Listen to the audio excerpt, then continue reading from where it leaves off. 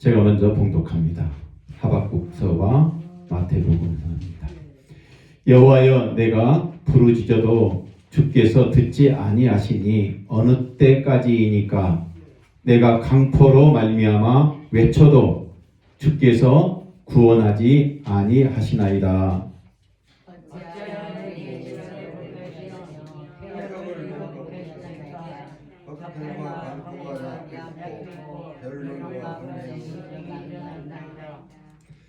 이러므로 율법이 해이하고 정의가 전혀 시행되지 못하오니 이는 악인이 의인을 에워쌌으므로 정의가 굳게 행하여 짐이니이다. 마태복음입니다.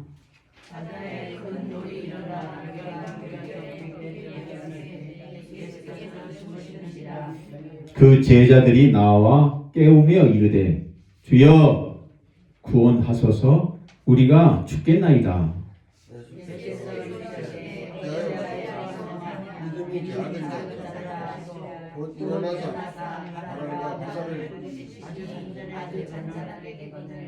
그 사람들이 놀랍게 여겨 이르되 이가 어떤 사람이기에 바람과 바다도 순종하는가 하더라. 아멘. 오늘의 제목은 혼란 속의 질서라는 제목으로 말씀을 드리고자 합니다. 샬롬. 샬롬. 하나님은 사랑이십니다. 옆에 분들과 사랑의 하트. 사랑합니다. 사랑합니다. 잘 오셨어요. 네, 케냐에서 이렇게 먼데 계시다가 특별히 또 이렇게 이모님을 보시기 위하여 오신 우리 김상호 장로님 감사합니다. 네, 고생하셨습니다. 전쟁으로 인하여 지금 빨리 못 들어가고 있는데 마음이 얼마나 속이 타시겠습니까? 오늘 기도대로 승자가 패자도 없이 승자만 있게끔 해달라고 우리 기도해야 될 줄 믿습니다. 좋은 기도입니다. 사랑하는 성도 여러분, 인생에는 누구도 피할 수 없는 혼란의 순간이 찾아옵니다. 이 혼란은 단순한 감정의 동요가 아니라 인간 존재의 한계를 드러내는 깊은 경험입니다. 왜냐하면 인간은 이해를 통해서 세상의 질서를 정리하려 하지만 이해할 수 없는 사건에서는 그 질서가 무너지기 때문에 그래요. 그 결과 우리는 불안과 무력감을 느끼고 심지어 자신의 판단과 감정마저 신뢰하지 못하는 상태에 이르게 됩니다. 생각은 복잡해지고 관계는 어긋나 뒤틀어지고 마음은 점점 방어적으로 굳어가는 거예요. 결국 혼란은 외부 환경의 문제가 아니라 타락한 인간이 하나님의 뜻을 온전히 이해할 수 없는 한계 속에서 경험하는 신앙적 현실입니다. 우리는 어릴 때부터 질서를 배우고 정리하는 훈련을 받습니다. 아침에는 밥을 먹습니다. 학교 가야 됩니다. 학교 끝나고 집에 와서 또는 점심 먹고 학교 수업 끝나고 다시 집으로 돌아옵니다. 이러한 시간적인 계획 속에서 살아가는 거예요. 이러한 훈련을 어려서부터 받습니다. 그러나 인생의 어느 순간에 그 모든 질서가 무너지는 경험을 하게 됩니다. 이처럼 혼란은 무지한 결과라기보다는 인간 존재의 본질적 한계에서 드러나는 보편적인 현상입니다. 그런데 성경은 이 혼란을 단순한 인간의 심리 현상으로 설명하지 않습니다. 성경 창세기 1장을 보면 태초의 혼란 속에서 공허 속에서도 하나님은 말씀으로 질서를 세우셨다라고 증거합니다. 그러므로 혼란은 하나님 밖에 있는 것이 아니라 하나님의 통치 아래에 있다는 것을 알 수 있습니다. 사랑하는 성도 여러분, 오늘 본문은 혼란을 제거하는 방법이 아니라 혼란 속에서 하나님이 어떻게 일하시는지를 보여줍니다. 그러므로 이 시간 우리의 혼란이 정죄의 이유가 아니라 하나님을 더 깊이 만나는 은혜의 자리가 되기를 소망합니다. 기도하고 시작합니다. 하나님 감사합니다. 하나님께서 사랑하여 주셔서 일주일 동안 우리를 지켜주시고 일주일 동안 예수 안에서 하나님의 향기를 드러내며 하나님의 일하심을 경험하며 그래서 감사하는 마음으로 하나님께 우리의 모습을 하나님께 올려드립니다. 우리의 마음을 물질로 담아 올려드립니다. 하나님 받아 흠양하여 주시옵시며 혹여나 이 물질 속에 우리의 소원의 제목들이 있다면 하나님 응답하여 주시고 그 응답으로 말미암아 하나님의 일하심을 경험적으로 체험함으로 더욱 믿음의 굳건함에 서는 우리의 삶 되게 하여 주시옵소서. 10의 1조를 드린 손길과 작정응답을 드린 손길과 교회를 세우기 위하여 드린 손길 위에 하나님의 한량없는 은혜를 더하여 주시고 그 가정이 복되게 하시며 그 나라가 복되게 하시며 그 사업이 복되게 하시며 공부하는 그 학생 위에 지혜와 지혜를 더하여 주시는 귀한 축복의 삶이 하나님께서 복의 복으로 더하여 주시옵소서. 흔들어 넘치는 복으로 임하게 될 줄 믿습니다. 하나님 특별히 기도합니다. 우리는 연약하여 넘어지기 쉽고 또 연약하여 병들어 있습니다. 이 연약함을 성령 하나님 이기게 하시고 치료하게 하시고 치유되는 그런 기적도 맛보는 우리가 되게 하시고 혹여 아버지 주님 이 시간 침상에 누워있는 우리 사랑하는 어르신들 위해 우리와 똑같은 하나님의 말씀의 은혜가 그들 위에도 임하는 시간 되게 하여 주시옵소서. 감사하며 우리를 사랑하여 주시는 예수 그리스도의 이름으로 기도합나이다. 아멘. 성도의 영적 혼란은 하나님의 주권 앞에 서 있도록 붙드는 자리입니다.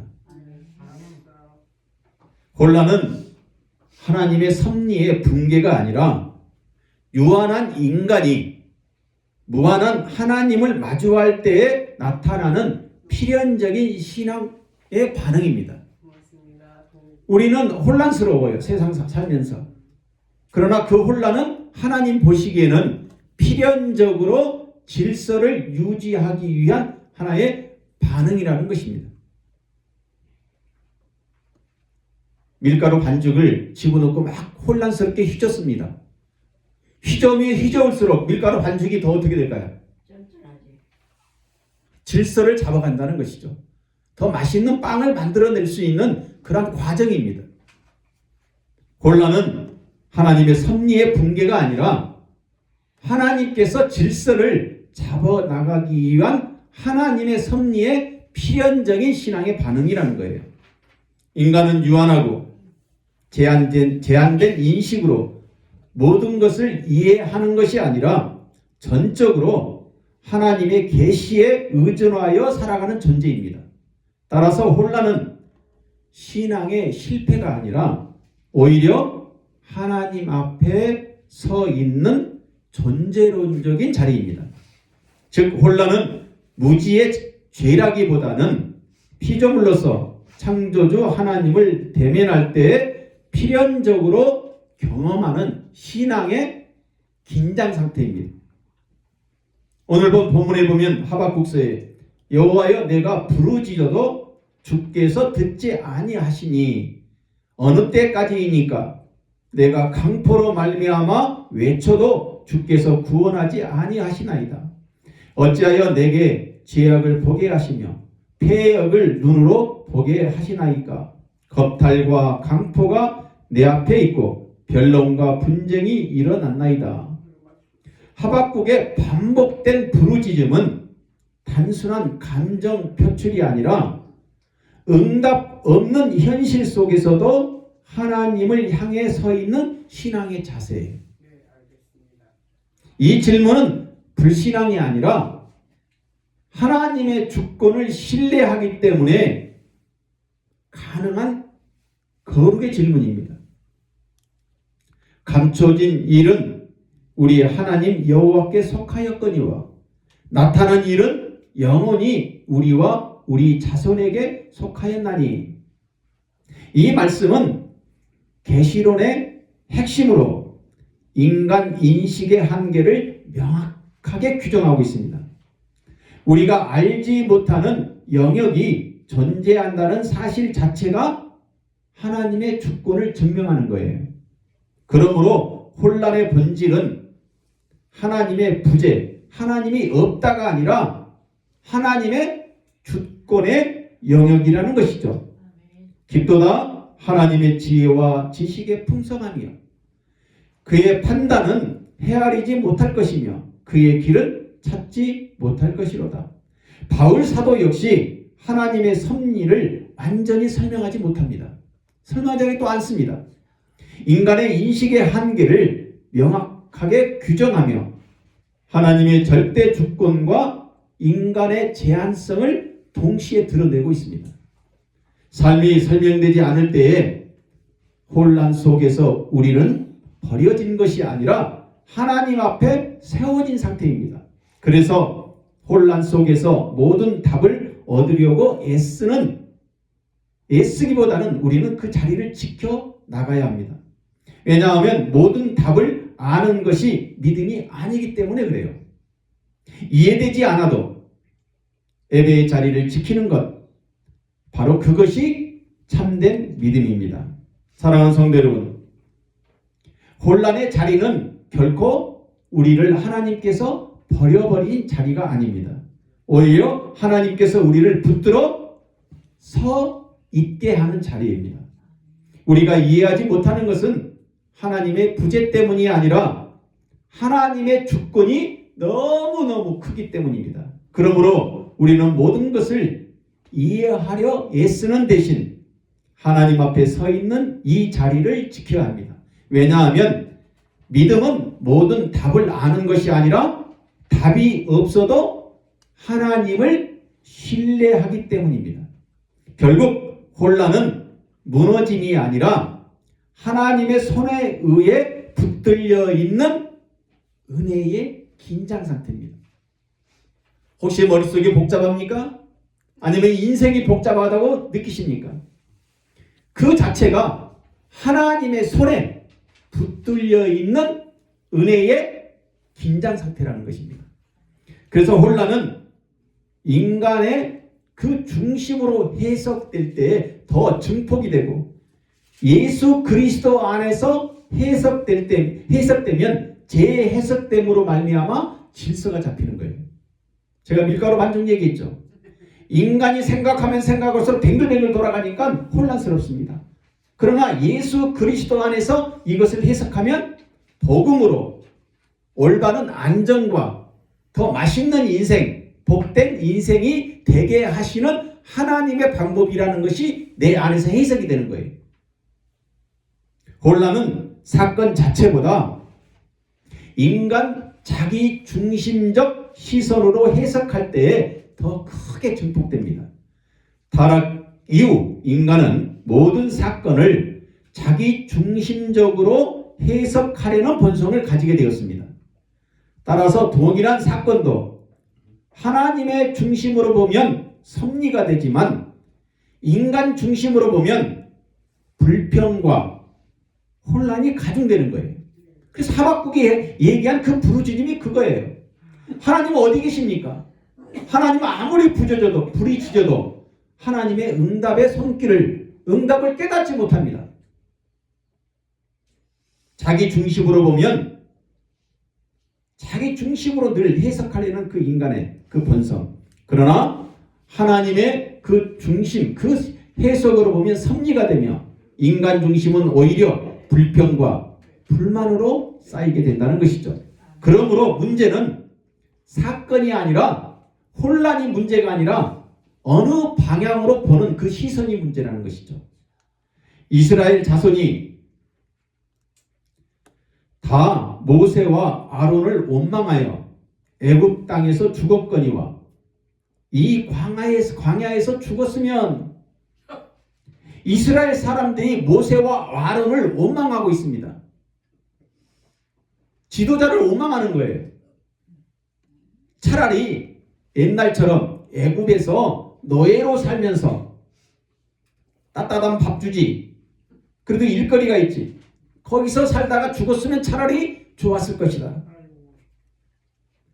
이 같은 상황에서 이스라엘 백성들은 원망을 했습니다. 그러나 여호수아와 갈렙은 하나님의 약속을 붙들었어요.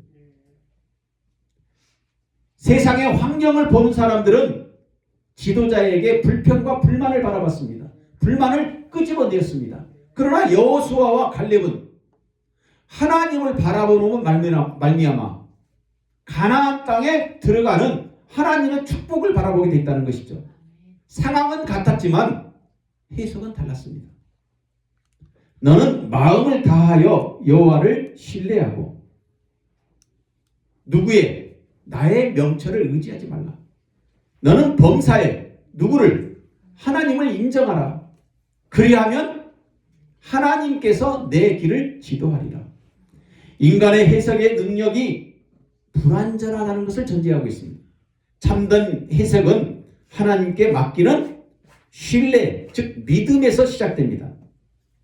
이는 우리가 믿음으로 행하고 보는 것으로 행하지 아니함이라. 보이는 세상의 것에 집착하면 집착할수록 혼란은 커지고 믿음으로 볼 때 질서는 회복됩니다.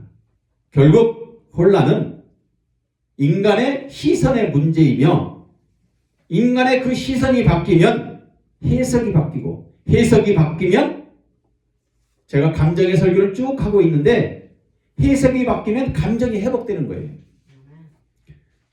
마태복음에 바람이 붑니다. 풍랑이 일어났습니다. 예수님은 배에서 잠을 자고 있습니다. 같은 풍랑을 만난 제자들은 어떻게 했습니까? 풍랑이 무서웠습니다. 그러나 예수님은 주무시고 계시다는 거예요. 같은 풍랑을 만난 제자들 중에서도 자기 중심적으로 해석한 제자들은 혼란을 또 만들어냅니다. 직장생활도 마찬가지예요. 어떠한 종사자는 좋아, 맞아 이렇게 나가지만 어떤 종사자는 점점점 불평과 불만을 함으로 그 자체의 분위기를 흐려놓고 불평이 더 많아지게 만들고 불만을 더 많아지게 만들고 제자들도 마찬가지입니다. 같은 풍랑을 봤는데 어떤 제자는 자기 중심적으로 더 혼란을 만들었고 그러나 하나님 중심적으로 본 그 해석은 질서를 만들어내더라는 거예요. 이제 질문을 바꾸시기 바랍니다. 하나님은 이 혼란의 일을 통해서 무엇을 이루시렵니까? 하나님은 이 혼란을 통해서 무엇을 이루시고 계시려고 하십니까? 사랑하는 성도 여러분, 혼란은 상황에서 시작되는 것이 아니라 해석에서 시작됩니다. 하나님 중심의 해석은 혼란 속에서도 질서를 발견하게 하기 때문입니다. 그래서 왜 이런 일, 왜 나에게 이런 일이 일어났지? 이러지 마시고 이제는 하나님은 무엇을 나를 통해서 이루려고 하시는가? 그렇게 해석하시라는 거예요. 나에게 왜 이런 일이 일어났지? 이렇게 하지 마시고 이제는 우리 같이 한번 봅니다. 하나님은 무엇을 이루시는가? 하나님 중심의 해석은 혼란 속에서도 질서를 발견하게 하기 때문입니다. 따라서 사건을 바꾸려 하기보다는 그 사건을 바라보는 신앙의 시선을 바꾸시기 바랍니다. 신앙의 시선을 바꿔야 합니다. 혼란 속에서도 예수 그리스도의 그래서 임재는 성령 안에서 질서를 회복하게 합니다. 혼란의 궁극적인 해결은 상황의 정리가 아니라 성령의 임재입니다.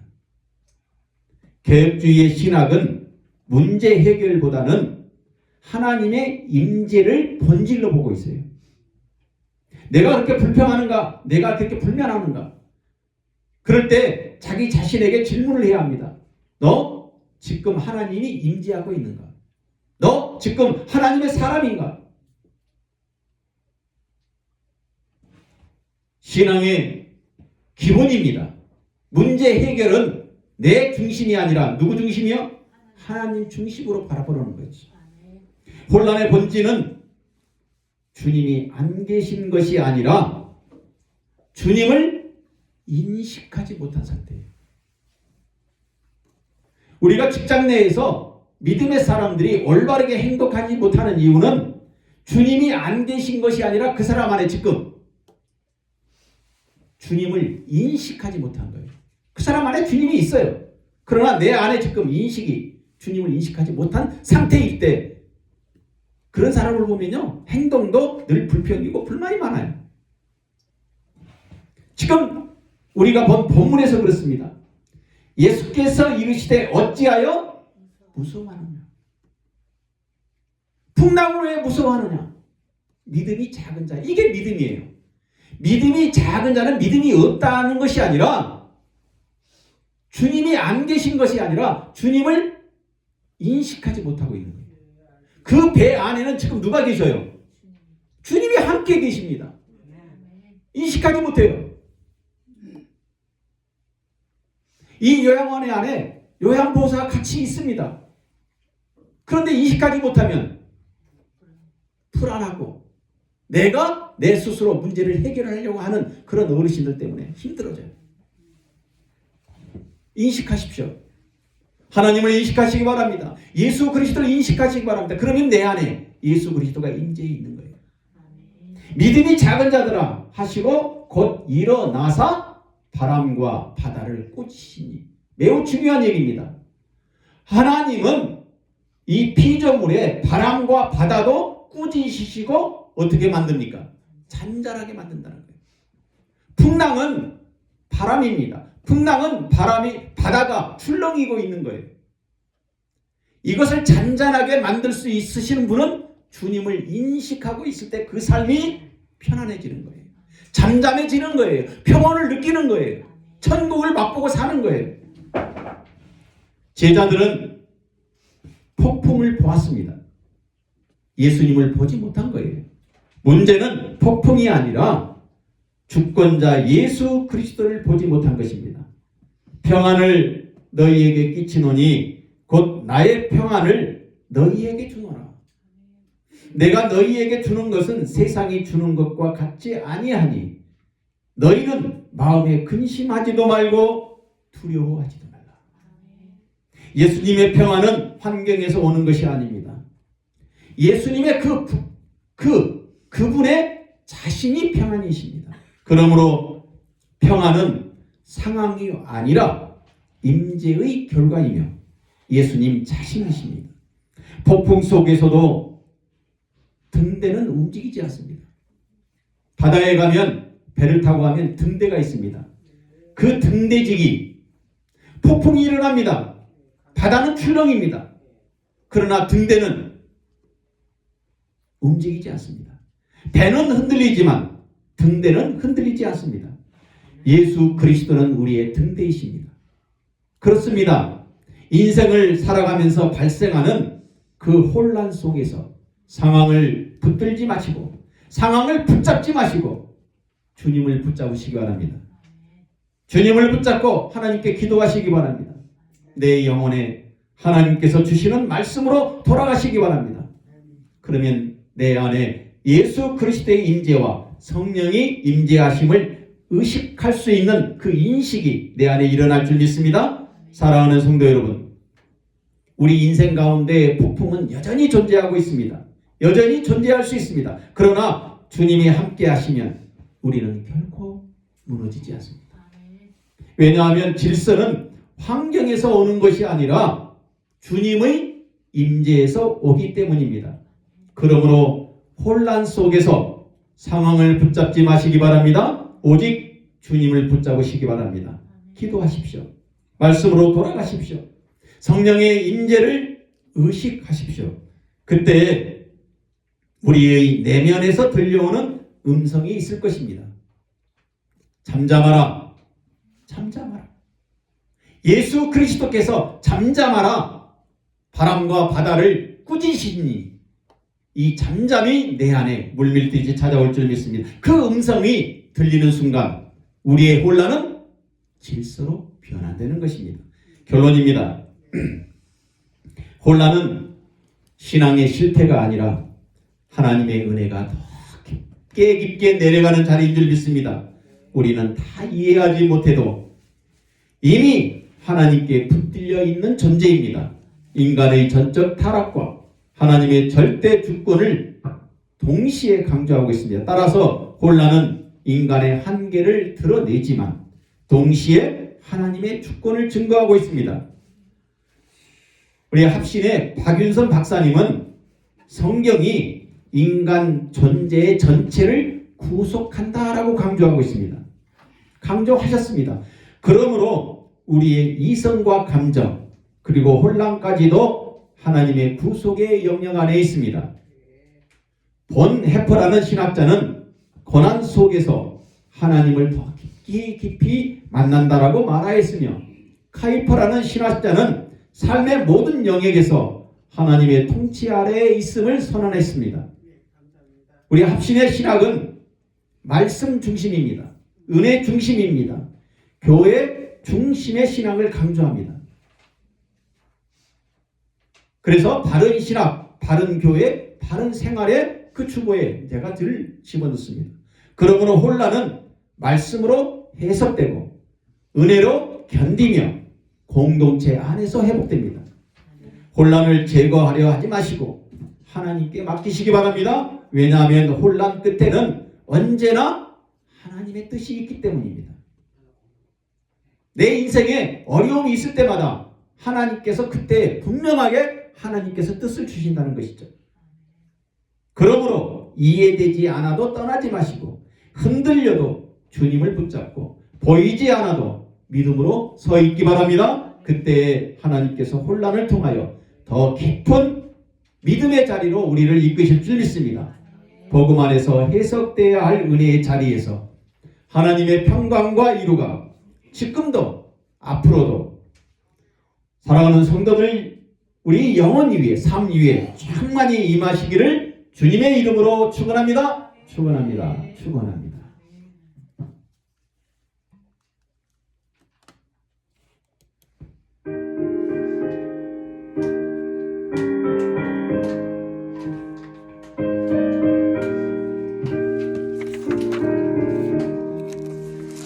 주님의 뜻을 이루소서. 고요한 중에 기다리니 진흙과 같은 날 믿으사 주님의 형상